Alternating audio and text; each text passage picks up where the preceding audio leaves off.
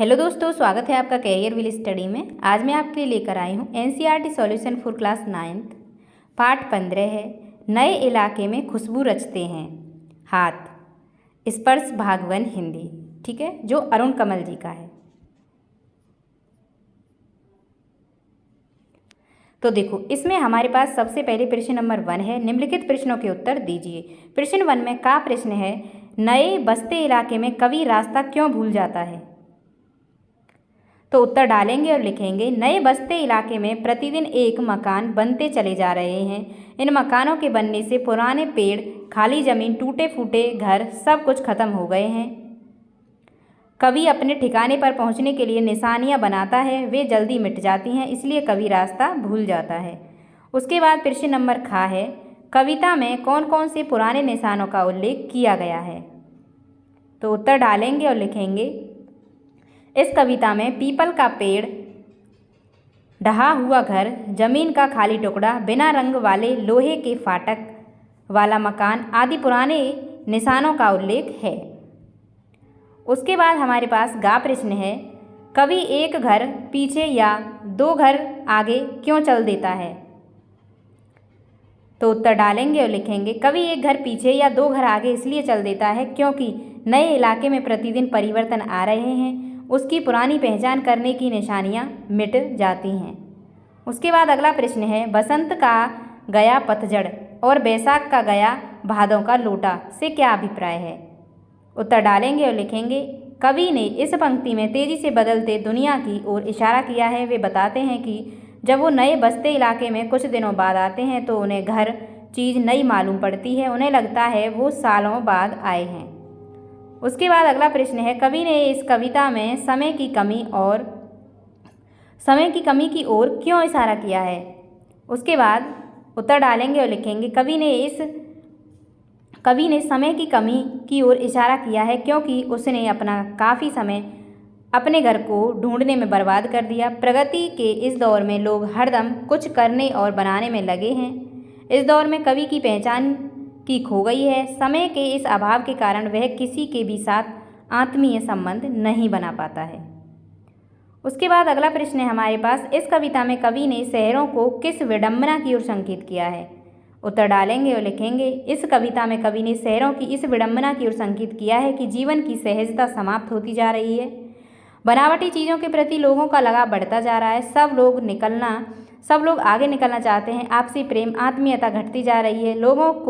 लोगों की और रहने के स्थान की पहचान खोती जा रही है। स्वार्थ केंद्रित लोगों के पास दूसरों के लिए समय ही नहीं है।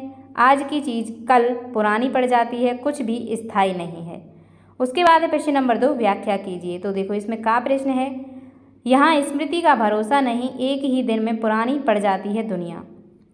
उत्तर डालेंगे और लिखेंगे, प्रस्तुत पंक्ति में कवि कहना चाहते हैं कि नए इलाके में उसकी स्मृति भी उसका साथ छोड़ देती है।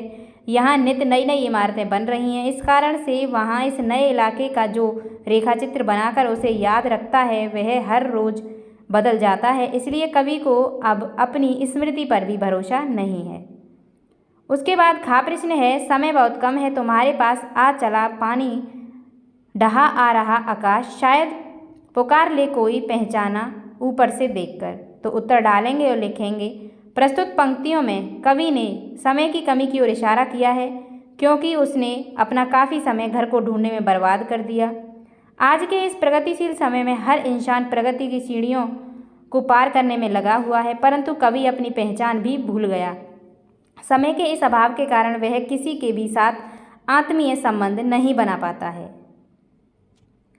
उसके बाद है हमारे पास प्रश्न नंबर 3, पाठ में हिंदी महीनों के कुछ नाम आए हैं, आप सभी हिंदी महीनों के नाम क्रम से लिखिए। तो उत्तर डालेंगे और लिखेंगे, चैत्र, वैशाख, जेठ, आषाढ़, सावन, भादों, क्वार, कार्तिक, अगहन, पूस, माघ, फागुन। उसके बाद का प्रश्न है, खुशबू रचने वाले हाथ कैसी परिस्थितियों में तथा कहाँ कहाँ रहते हैं। उत्तर डालेंगे और लिखेंगे, खुशबू रचने वाले हाथ दूर दराज के सबसे गंदे और बदबूदार इलाकों में रहते हैं। इनके घर नालों के पास और गलियों के बीच होते हैं। इनके घरों के आसपास कूड़े करकट का ढेर होता है। यहाँ इतनी बदबू होती है कि सिर फट जाता है। ये सारी दुनिया की गंदगी के बीच रहते हैं जो अत्यंत दयनीय है। कविता में कितने तरह के हाथों की चर्चा हुई है? उत्तर डालेंगे और लिखेंगे कविता में उभरी नसों वाले हाथ, पीपल के पत्ते से नए नए हाथ, गंदे कटे पिटे हाथ, घिसे नाखूनों वाले हाथ, जूही की डाल से खुशबूदार हाथ, जख्म से फटे हाथ जैसे हाथों की चर्चा हुई है। उसके बाद अगला प्रश्न है गा, कवि ने यह क्यों कहा है कि खुशबू रचते हाथ? उत्तर डालेंगे और लिखेंगे कवि ने ऐसा इसलिए कहा है क्योंकि अगरबत्ती जिसका प्रयोग सुगंध फैलाने के लिए किया जाता है का निर्माण हाथों द्वारा ही किया जाता है। उसके बाद अगला प्रश्न है, जहाँ अगरबत्तियाँ बनती हैं वहाँ का माहौल कैसा होता है? तो उत्तर डालेंगे और लिखेंगे जहाँ अगरबत्तियाँ बनती हैं वहाँ का माहौल बड़ा ही गंदा होता है। अगरबत्तियाँ गंदी बस्तियों में बनाई जाती हैं। ये बस्तियाँ अधिकतर गंदे नालों के किनारे पर स्थित होती हैं जहाँ जगह जगह कूड़े के ढेर व गंदगी का राज होता है। चारों तरफ बदबू फैली होती है। अगला प्रश्न है, इस कविता को लिखने का मुख्य उद्देश्य क्या है? तो उत्तर डालेंगे और लिखेंगे इस कविता को लिखने का मुख्य उद्देश्य गरीब मजदूरों की दयनीय दशा की ओर ध्यान आकर्षित करना है। इस प्रकार कवि उनके उद्धार के लिए प्रति चेतना जागृत करना चाहता है। वह चाहता है कि इन श्रमिकों की दयनीय दशा को सुधारा जाए, इनके रहने की दशा को स्वास्थ्यप्रद बनाया जाए। उसके बाद प्रश्न नंबर 2 है, व्याख्या कीजिए। तो देखो प्रश्न नंबर 2 में का प्रश्न है, पीपल के पत्ते से नए नए हाथ, जूही की डाल से खुशबूदार हाथ।